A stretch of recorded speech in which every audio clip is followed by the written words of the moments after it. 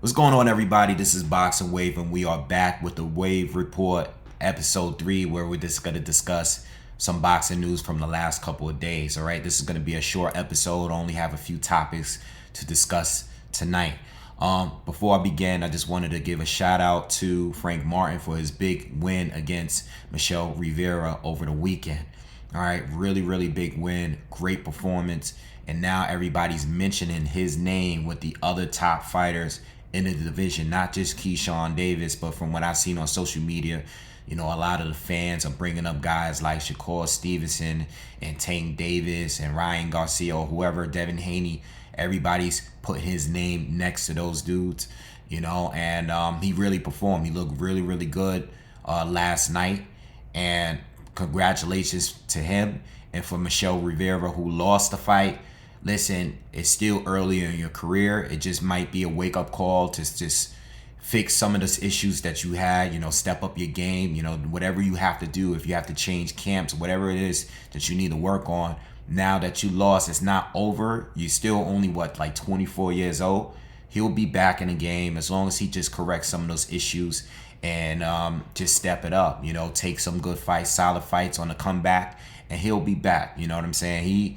He's a good fighter. He just needs to tweak some of the issues and step up his game, maybe learn how to make some better adjustments.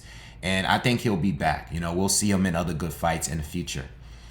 All right. So real short night tonight. I was gonna go live, but just gonna make a quick report tonight. Just a few topics here. And I just wanted to start out with Mikey Garcia. All right. Now retired Mikey Garcia, according to his brother and trainer, Robert Garcia.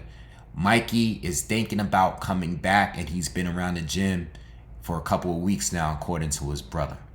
Now, what do I think of that? Well, the last time we see Mikey in a ring, it really wasn't that good for him. And when he lost to Sandor Martin, a guy that we was kind of unfamiliar with. I know I was. I didn't remember watching the fight live. I can't remember if I did live commentary. I think I did do live commentary. But Mikey underperformed in that fight, and Sandor Martin, who now we know that he's a top dude at 140, or decent, like one of the top guys that's not a champion at this point, even with the loss to Teofimo Lopez, very disputed loss to Teofimo Lopez. We already know that Sandor Martin brings a lot of issues, really good defensive fighter. And Mikey lost to him, and I thought it was a clear loss. I thought it was a lot wider than what the judges had it at the end. But Mikey's looking to return, and I've been making videos about Mikey for years. I was talking about Mikey the other day when I brought up his legal issues that he had with Bob Arum and Top Rank and the time he took off from the sport. And I've said this for years, and I've always questioned Mikey's real interest in the sport. I think Mikey, in my opinion, and I could be wrong, but this is just how I feel based on interviews that he's given in the past too. I think Mikey is just a natural talent in the sport. It's within the family to be a boxer, and he was a very good boxer. I thought before his break from boxing, I had him in my personal top 10 at one point, pound for pound, back when he was down at 126. And, I remember hearing him in interviews, just contemplating about retirement and how he wanted to be a police officer back then. And, it just seemed like Mikey was a guy that fought in the sport because he was just that good, and I was always unsure if his heart was really in the game. And I think when he started making real money, like big money on his return, I think at that point he was doing it for the money. Yes, he was doing it, for his own legacy. But it seems like, especially when he went after Spence and just declined a Lomachenko matchup altogether, it seemed like he was just chasing the bag. And at the end of the day, it's pride fighting. I know. I mean, I get it. I don't have a problem with that. But, Mikey is a name. Him and Spence was able to sell out that Dallas stadium, that huge stadium. I don't know if they sold out, but I know they filled up that arena, based on the videos that I saw and the pictures. They did a good job. They made a lot of money, and even the pay-per-view numbers were pretty good But with that being said, Mikey is a name, and even though he lost to Sandor Martin, he probably figures that, yo, I still got a name, and if he could come back to the fight, to the sport, and pick up a solid win on his comeback, you know, maybe have a fight or two. I think he was able to secure $7 million or something with the zone for that one fight against Jesse Vargas. You know, so he's a guy that has a name, and even though he lost to Sandor Martin, he probably sitting back and just bored, and he's like, yo, I can still make money doing this. Like, I can do this. And him just showing up to the gym and getting some training in, he can probably get another big fight in there. And now that I think about it, when we look at all the names that is at 140, you know, and I think that's where he really belongs. I don't think he belongs anywhere above 140, even though he's fought Jesse there and won against Jesse Vargas. You know, Jesse hasn't really performed really well for a long time. You know, I mean, he was getting some good wins down at 140. You know, I remember him blasting out Saddam Ali, which was one of his biggest wins. But you know, Jesse, you know, for the most part, losing to Pacquiao, losing to Bradley. You know, it seems like the bigger fights, you know, having that draw with Adrian Broner, a fight that I thought he was winning early, but gave up the second half of the fight. And, you know, then going on to get stopped, you know, getting dropped by Mikey and getting stopped by Liam Smith. You know, Jesse was a good win at welterweight, but, you know, it wasn't a crazy win. It doesn't really prove that he can run with the best at 147, especially after seeing what happened between him and Spence. Spence just kind of shut him out. So I think he belongs at 140, and I think 140 is a great place to be because there's a lot of fighters with names there. You know, Devin Haney is going to eventually move up. We know that Ryan's already at 140, you know, Ryan Garcia. And those are the new guys that's coming up. You still got guys like a Josh Taylor down there. And, you know, you got a Regis Prograis down there. You got you got a lot of people down there, you know. Jose Ramirez is still down there. So if Mikey do return, if he's coming to the gym and he's really serious thinking about it, hopefully he can cut back down to 140 first of all, because I think if he's at 140, I think he'll be serious at 140. No catch weight, like come down to 140, get back in shape. Don't come in soft around the waist like you did, you know, since he moved up from 140 to go to 147. It just seemed like he wasn't always in his best fitness in the most recent fights. And I think because he has a name, he can probably land another good fight with another good name and even push it, depending on who it is. He'll probably push it to be a pay-per-view just because of his name and because of the numbers he's putting up in the past. You know, so with that being said, I really don't have a problem with it. I just hope that if he does return, he takes it seriously, get back in tip-top shape, you know, and fight like he wants to win. Because that performance against Sandor Martin just wasn't good. And even though Sandor Martin, a lot of us underestimated him because we wasn't familiar with him, at the same time, it's the way that Mikey chose to fight. You know, there was no adjustments in there. It's like what we saw with Michelle Rivera over the weekend against Frank Martin. You know, Frank Martin is winning, and we didn't see Michelle do anything to make any adjustments. And that's pretty much what we got from Mikey Garcia when he fought Sandor Martin. He just kept coming forward and doing the same thing, trying to land the right hand. We saw a lot of that with Tio, but Tio switched it up a little bit. Mikey just underperformed. But I still think, like, if he comes back and wins a decent fight, get a tune-up. Of course, he's going to have a tune-up because he's rusty. But come back in tip-top shape and let's see you fight for real. That's what I would like. Or if he's just going to come back and just look for a quick bag and disappoint the fans. Because I am a big fan of Mikey. And I think his fight against Sandor was disappointing. I thought his fight with Spence was disappointing. You know, I mean, and even the Jesse Vargas fight, you know, he won the fight, but, you know, looking at the scorecards, even in that fight, you know, I know he hurt Jesse. I know he buzzed Jesse. I know he dropped Jesse. But I think Jesse won more rounds than what the judges gave him credit for. So at the end of the day, I'm cool with Mikey returning. I just hope he takes it seriously. I hope he's just not looking to just get a quick bag, because it will definitely show in the ring that night if he does. You know, I think he has a lot of talent, and I think there's still room for some really good fights when it comes to him because of his name and because of what he's done in his career. All right, so that's my views on Mikey and his return to boxing, his possible return to boxing. All right, real quick before we get to the next topic, just want to remind everybody, please subscribe to the channel if you haven't already. Hit that subscribe button, hit that bell notification button so you'll be alerted whenever I drop new content. And if it's not working for you, and if you're already subscribed to the channel, make sure just hit the button, unhit it, hit it, just make sure it's on, because everybody's telling me that they're not getting notified for my content. That's always been an issue with YouTube, but you know, it is what it is. And shout out to everybody that's been supporting. You know, I think you guys really, I like the feedback that I've been getting in the comments. You guys like the Wave Report. You like the way that I'm delivering the news, and shout out to all the people that's been donating and everything like that. Even the people that's been donating like on, you know, Cashapp or Venmo, or whatever way you use, whatever handle you use, or whatever source you use. Shout out to everybody. All right, so let's go on to the next topic, which is Claressa Shields and Savannah Marshall rematch. Now, Savannah Marshall lost to Claressa Shields in that undisputed fight some months ago. Marshall is actually activating her rematch clause. Right now, I'm not even sure if I knew that there was a rematch clause on both ends. I might have known it and probably forgot, but that was one of those fights where the fight was so dominant to me. You know, Marshall got a few rounds in, but for the most part, Shields dominated the fight.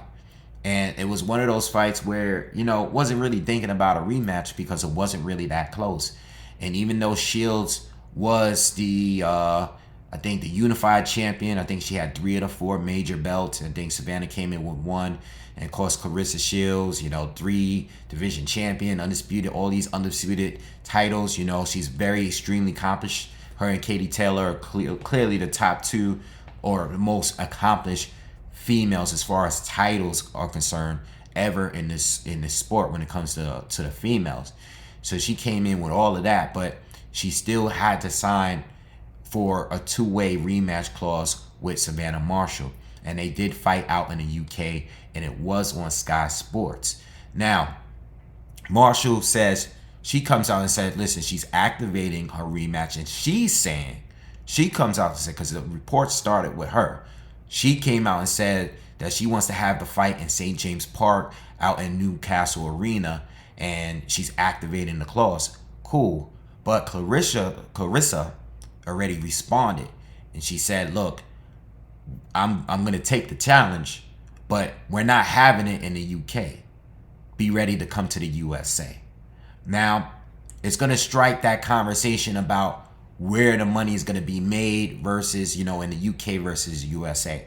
And I'm sure we all know that in the UK, especially when it comes to just boxing in general at this point, they sell out all the time. The numbers over there are bigger. The fans are just more supportive than American fans for the most part, right? And we saw that it was a big fight over there. Not sure if it's going to be a big fight here. Now, I believe Savannah Marshall probably fought in the U.S. before. I'm not sure when, but I think maybe earlier in her career. I'm going to look it up right now just to make sure. But at that time, because she was originally signed to TMT in the beginning. Now, I don't know how many fights she had, pro fights she had with Floyd. But she did fight. Yeah, she has fought an American soil once, and it was in her first pro fight. The only other place, yeah, and for the most part, she's fought in the UK after that, right? So with that being said,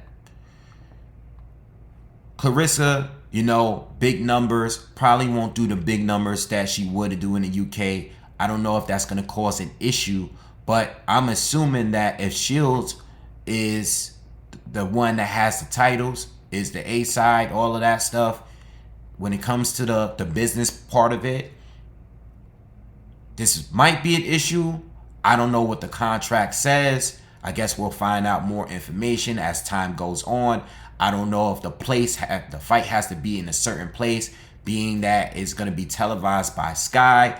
I don't know how all of that works. We'll find out when we find out. But I think for me and how I feel about it, I think if Shields is going to have a fight in the US, in the States, she should probably have it in her hometown of Flint, Michigan. Have her fans come out and support, because I think that, people are going to support, people are going to go anywhere, if she has a fight. But this is probably going to be the main event, and if these two are headlining, you probably want to have it in your hometown, similar to like how Spence might do in Texas, or Bud might do in Omaha, Nebraska, or just whatever. I think certain fighters would do better fighting in their hometown. If you're a Cuban fighter, you're probably better off fighting down in Miami because there's a lot of Cubans down there. So with that being said, make the fight in Flint, Michigan, have it in your hometown, and you probably deserve it. Let me pull up Clarissa real quick. When's the last time she fought in Flint? She did fight Marie Eve Decare there. Atlantic City. I don't know what these numbers are doing. She's fought in Detroit a couple times. That's pretty close. So that's cool. But she should probably, being that she's undisputed in multiple divisions, in 3 divisions. With that being said, go back home, fight in front of your fans and let everybody show out, and I think that that would be the smartest thing to do if you're going to have the fight in the US. I know big money is in Vegas. You got Vegas, you got New York, Barclays or Madison Square. You got Texas is a big spot. Yes, there's other places that you can have the fight, but I think you should probably do it where people are going to definitely come out and support for good, especially if you're not going to have it in the UK, where the fans in general they support a little better than the US. It is what it is, So anyway, that's my views on it.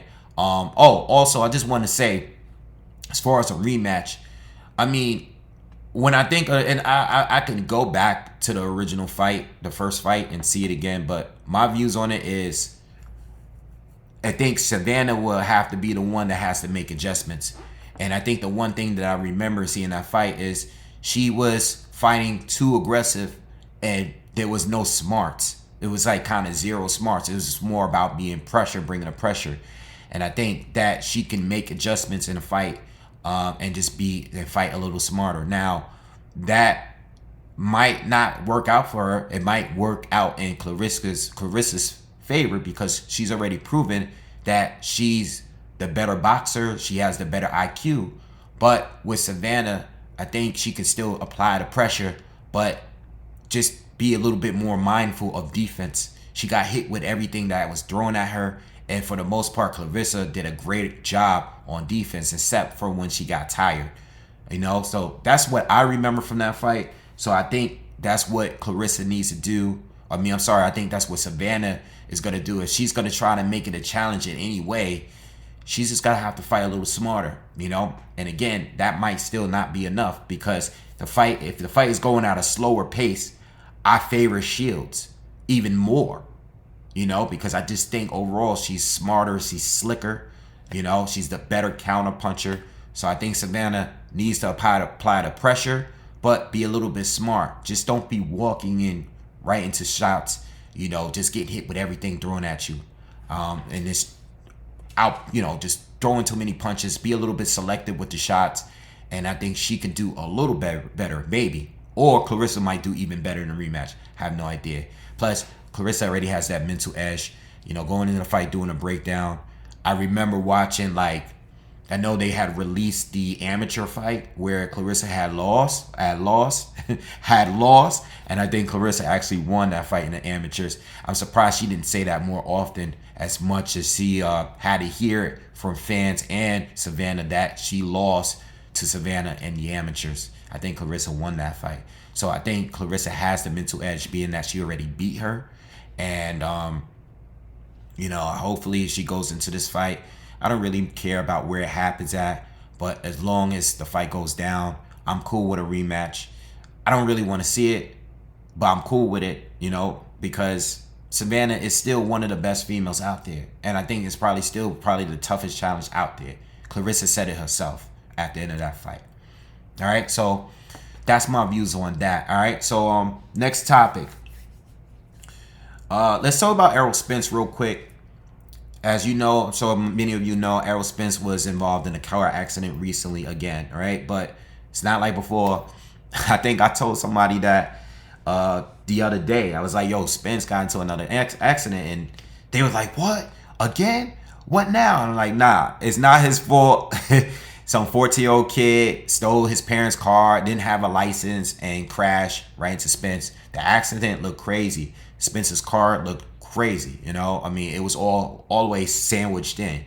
But Spence, for the most part, is okay. He was at the Frank Martin event the other day. He gave interviews, and he told us in one of the interviews that, look, he was looking to announce the fight, his next opponent, presumably Keith Thurman, in a few days after the Frank Martin fight, right? That was the original plan. But he has suffered some injuries from that car accident. And now those injuries, he can't run. He's saying that he's going to have to take a break a little bit, and he's looking to return somewhere in between April and June, right? So there's going to be a delay in his return because he can't train for the next fight until he's fully recovered from the accident, right? So what do I feel about that? Well, I believe that Thurman is probably going to be the opponent. You know, I think that I've said this before. If he stays at 147, regardless of what he said in the past, regardless of what he said in the past, I think that Spence was probably going to fight Thurman regardless. You know, once I seen the WBC just randomly sneak Thurman up into the #1 position randomly, even though he was not active and just coming back to fight a junior welterweight that just lost, I knew that something was going to be pushed, and I knew it was going to be the Spence fight for Thurman. I knew it.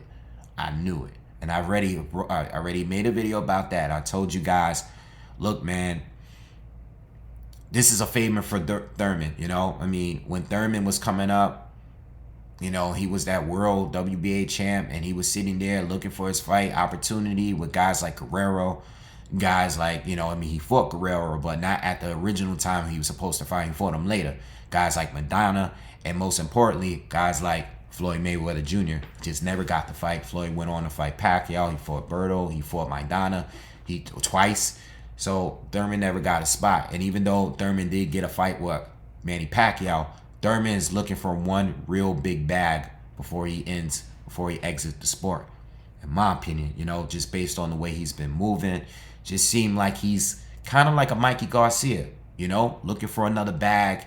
And I don't know if he's really, really hungry. I don't know. Doesn't seem like he's as hungry as the fighter that I became a fan of, you know. But with that being said, Thurman wants this fight now. You know, he wants a big fight. He wants a big payday. You know, at this stage of his career, that's what he wants. He's had plenty of injuries throughout his career. He's been plagued with them. And now he's looking for a big fight. And Spence, they're both PBC, easy fight to make. And I believe that this was the fight that was originally planned from the get-go. I think if Spence stays at 147, it's going to be Thurman. But I believe that that's going to be his last fight. You know, I think there was a slight chance after the whole situation when Bud happened. I thought there was a small chance that maybe he fought Stanionis. But once the WBA pushed Stanionis to the side to honor Keith Thurman and the WBC first in front of him, even though he was already in position and already a mandatory twice. All right, mandatory for Ugas at one point, and now a mandatory for Spence.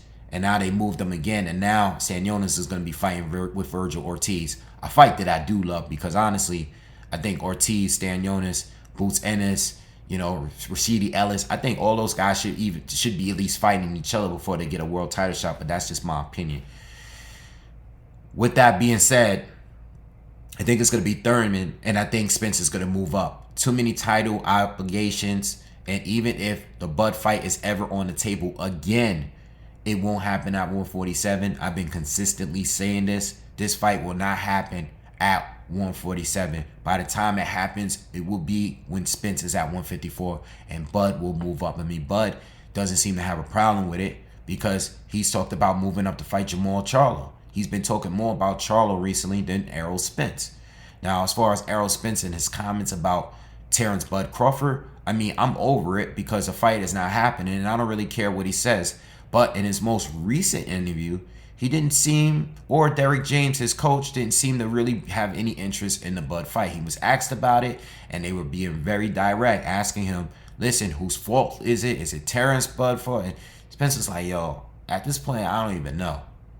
You know, he's just, I mean, it's just crazy how, yo, and I've said this before. I said this in the video before, man.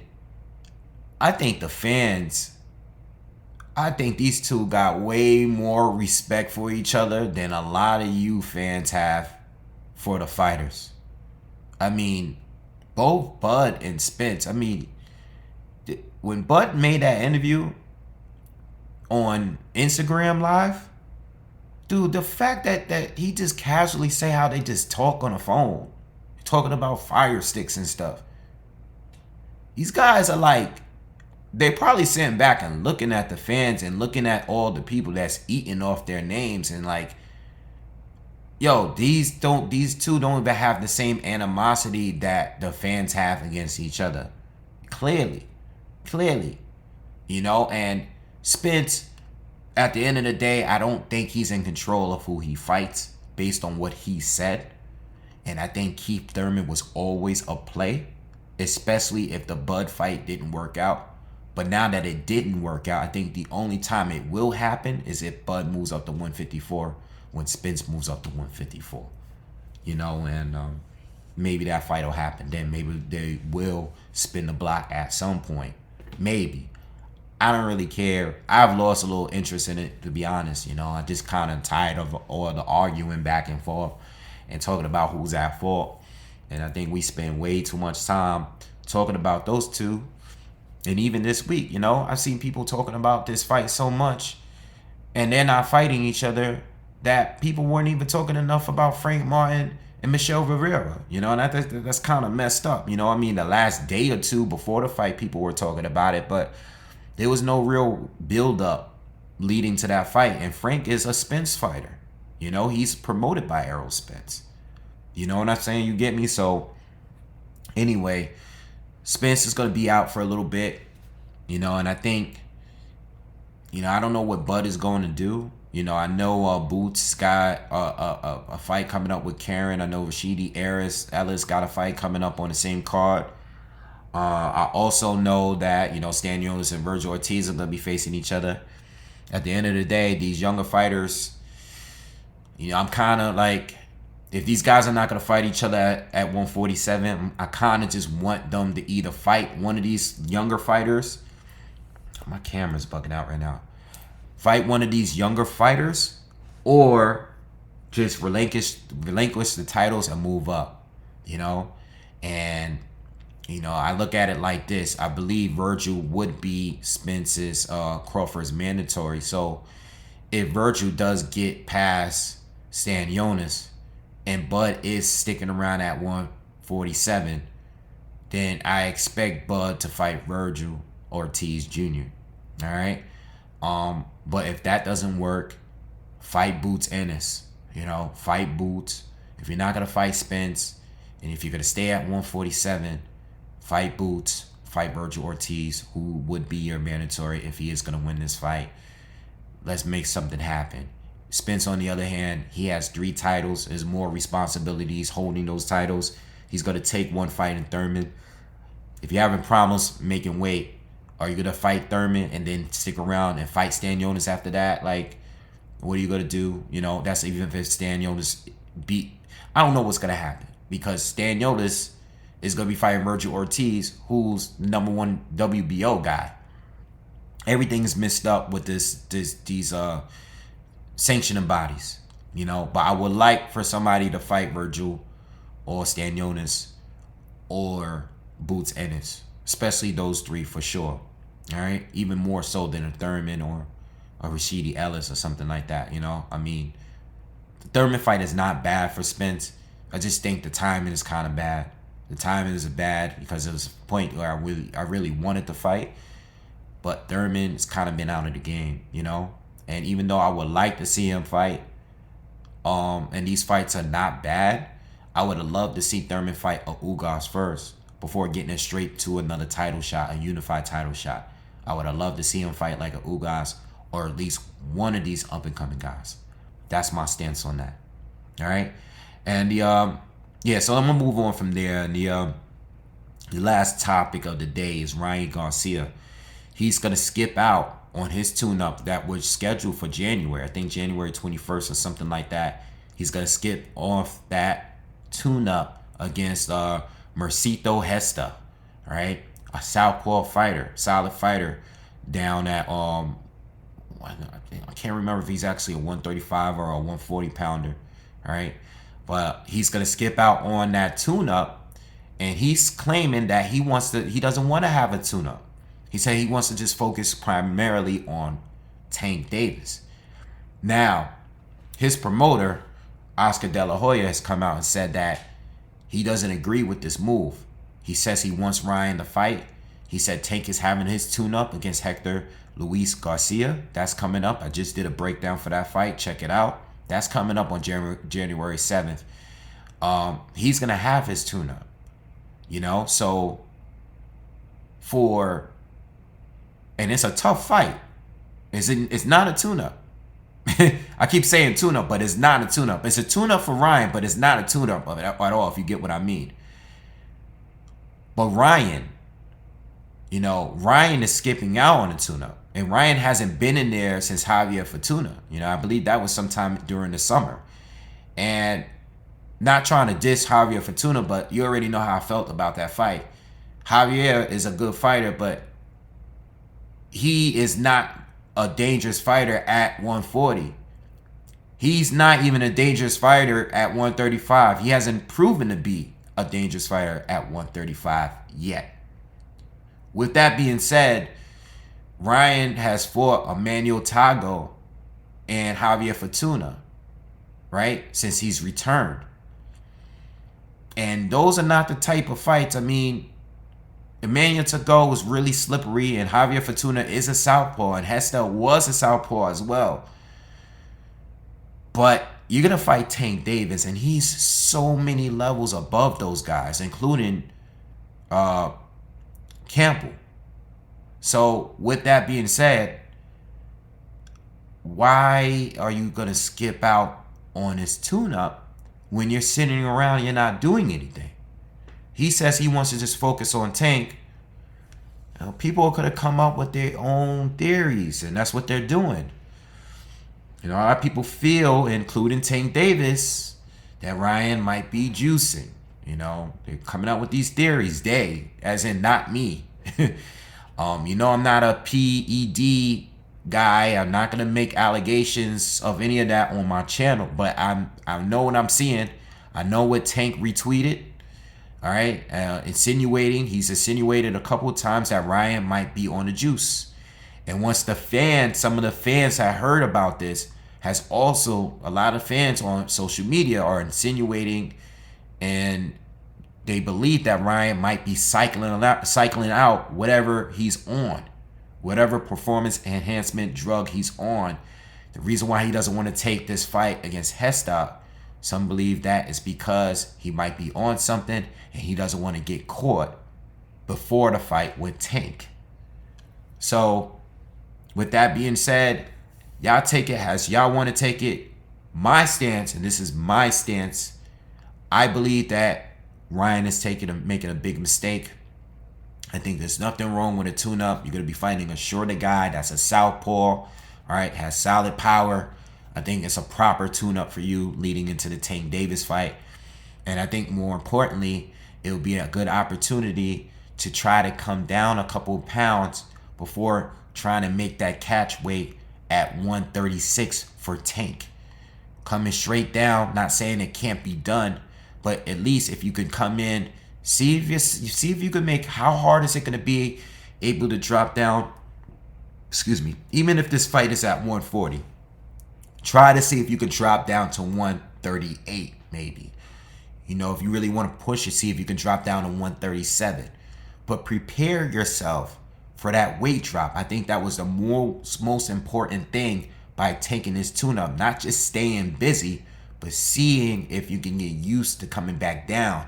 Because the last time you fought as a lightweight is when you fought Luke Campbell early in 2021 before you took a year off, a mental break health. You come back at 140 fighting another small fighter at 140, Emmanuel Tago, and you fought another guy that's not really a 140 guy, and Javier Fortuna.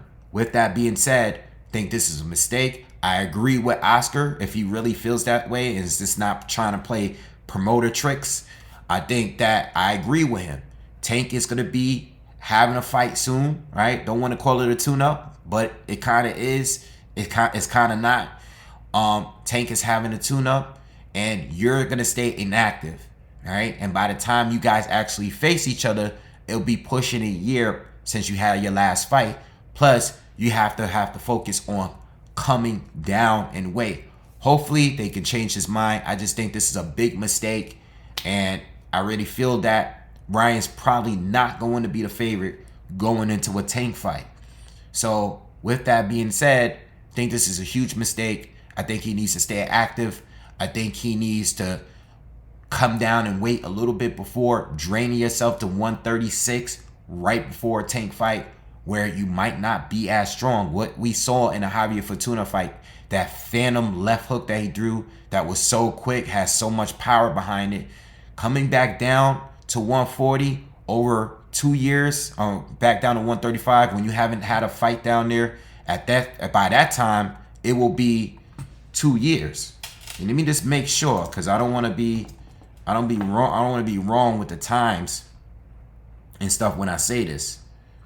All right, but when I look up his resume, the Luke Campbell fight, yes, I'm correct. It was on January 2nd of 2021. You're not going to fight Tank any earlier than April 2023. And that was the last time you made 135. Now, you made 138 in the 3/4 against Emmanuel Tago. Cool. All right, but can you make 136 is my thing. And your last fight was in July. So you really wanted to skip out?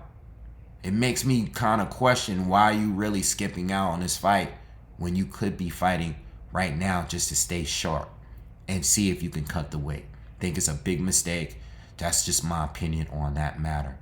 All right. So anyway, let me know what you guys think on the topic. Please, again, if you could subscribe to the channel, smash the like button. You know, hit me on social media platforms at Boxingwave 10. And that's it for the Wave Report, episode 3. And I'll see you again on another one real soon. More breakdowns on the way. And make sure you check out the Tank breakdown I just did. And I got other breakdowns. I still got Jamel Charlo, Tim Tszyu coming up. I have what else is coming up? There's a lot of fights coming up. Anthony Yard, Better BF, which I'm going to now. That's coming up. That breakdown will be coming up soon. And more boxing topics. So anyway, I'll see you guys on the next one. Peace. Y'all have a good night.